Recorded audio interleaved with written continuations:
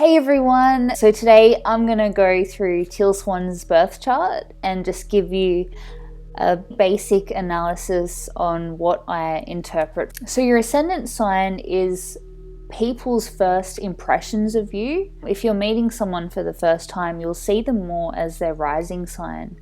So she's a Cancer rising. If you've ever met Teal in person, she's very motherly, very approachable, very nurturing, and they're ruled by the moon as well, so they are very, very sensitive to their environment. Okay, so she has her sun in Gemini. So Geminis love to talk, right? They're very intellectual. They love to communicate and they love details. They love to investigate. And what's really cool is that she has Venus on her sun sign. So that makes people really beautiful. You can tell in the way that she dresses that she's very, very feminine and she has that natural confidence about her. They also love to be seen and they love to be in the spotlight. So Venus rules what you love and value. And because it's in Gemini, she values intellectual conversation and also just investigating. They love details, and because she also has Mercury in Gemini. Mercury rules how we think and communicate, and it loves being in Gemini. That's its home sign. So she is a fantastic writer and speaker, and that's a great placement for that as well. And something really obvious about Teal is that she loves to communicate 12th house things, which is shadow work and our subconscious and universal wisdom. It's a house of things that are kept hidden. She has 6 retrograde planets, and they're all of her outer planets as well. Our outer planets affect us more on a subconscious spiritual level. Retrograde planets are more potent expression of that planet and that energy, and it's a more internalized expression as opposed to external. So yeah, that says a lot about her profound spiritual abilities. Yeah, super cool. So Cancer rising, Gemini sun, and she has an Aquarius moon. Aquarius moons are very different. They are very unique individuals. They often really struggle to fit into society from a young age because they are really different. It's considered the extraterrestrial intelligence.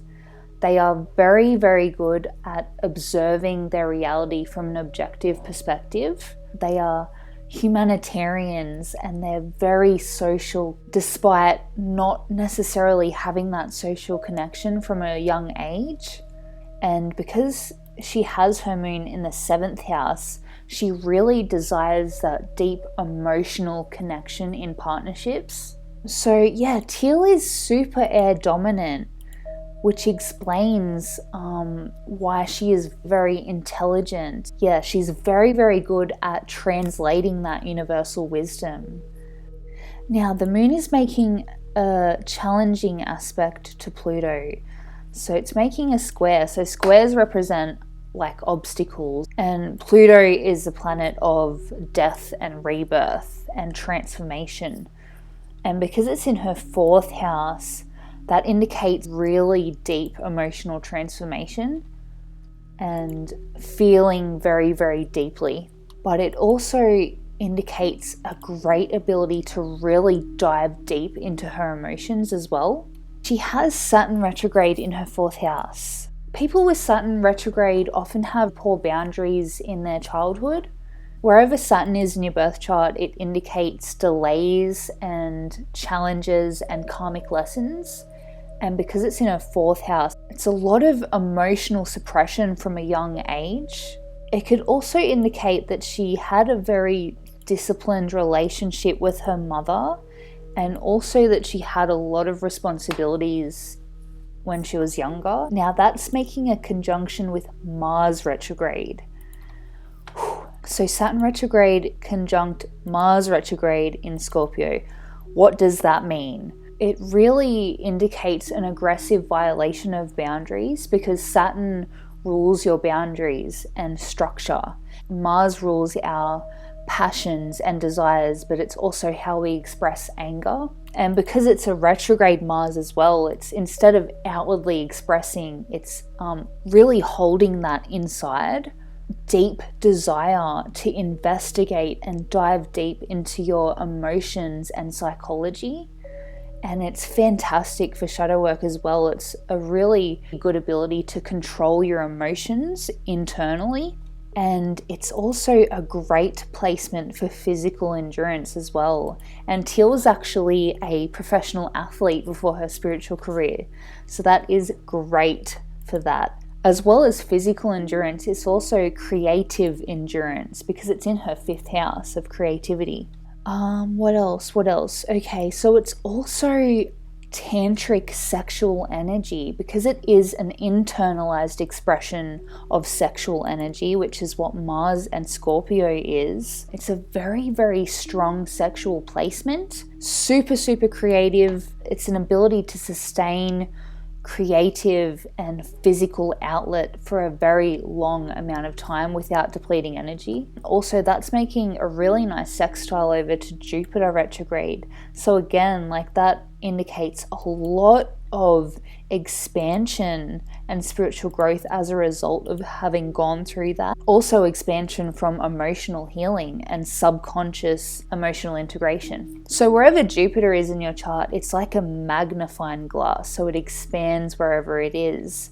And because it's retrograde, it's more of an internal spiritual growth. And it's also in her 6th house. That explains why she's super healthy. And she also has Neptune retrograde in Capricorn in her 6th house. So that explains why she is a medical intuitive, because it's a retrograde Neptune, it's like more potent. So she has Uranus retrograde in her 5th house.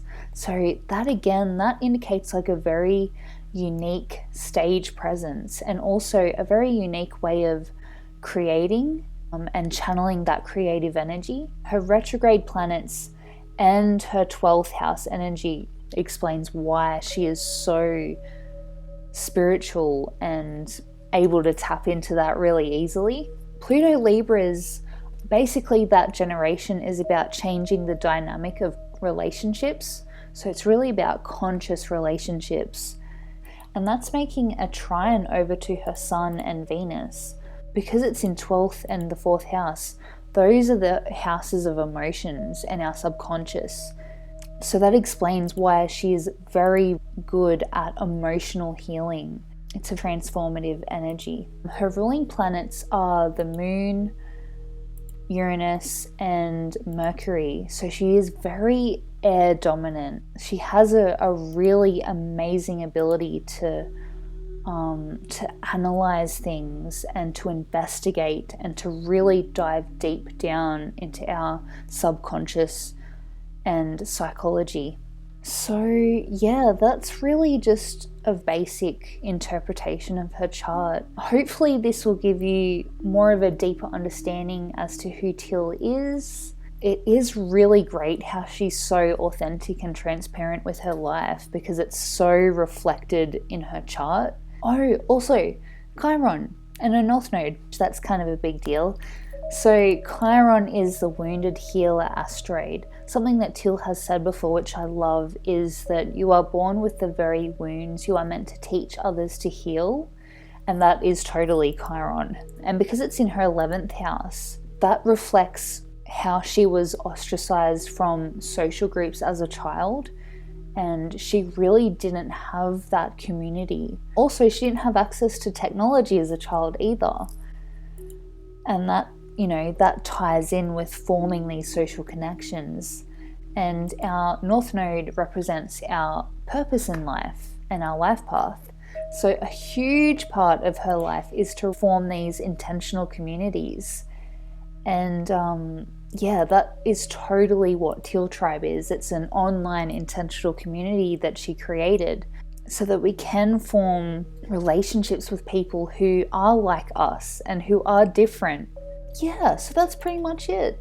If you'd like to book a reading with me, you can send me a message on my Facebook page. I also have a website that I co-created with my partner who I actually met on Teal Tribe. So Yeah, I'll put links down below for all of those. I'd love to hear any feedback on what you guys think. I only have a very basic understanding of astrology, but I'm absolutely fascinated by it, and I love Teal, and yeah, I was super grateful that I was able to share her chart with you guys. So yeah, thanks so much for watching. Peace.